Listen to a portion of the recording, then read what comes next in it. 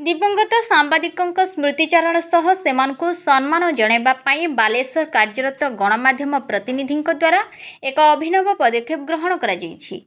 सेमानक पई शुक्रवार दिवंगत सांबादिक स्मृति कमिटी गठन करा जायछि। एही परिप्रेक्षी रे वरिष्ठ सांबादिक विप्लव कुमार महांती अध्यक्षतार स्थानीय सांबादिक प्रकोष्ठ एक बैठक अनुष्ठित होइथिला।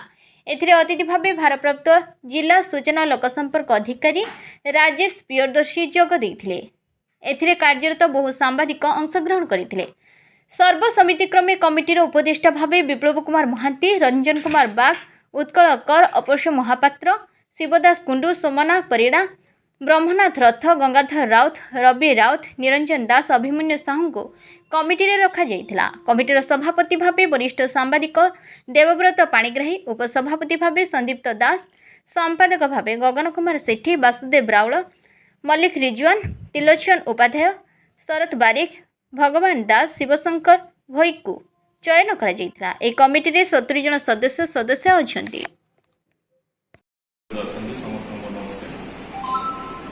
दिवंगत सांबादिक स्मृति कमिटी विषय से माणिक आसते कहते गोटे सभा करेंगे बोली मुझे आशा रखी संख्या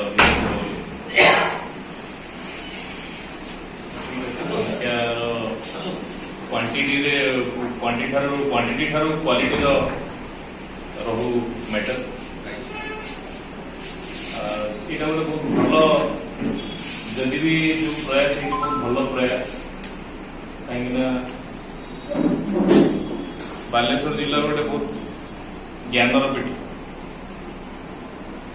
ये बहुत ज्ञानी गुणी लोक मैंने जन्म नहीं ओडिशार जदि स्वतंत्र प्रदेश स्वतंत्र भाषार ओडिया भाषा जदि स्वतंत्र भाषा आज ये बहुत बालेश्वर यहाँ बहुत बड़ अवदान अच्छे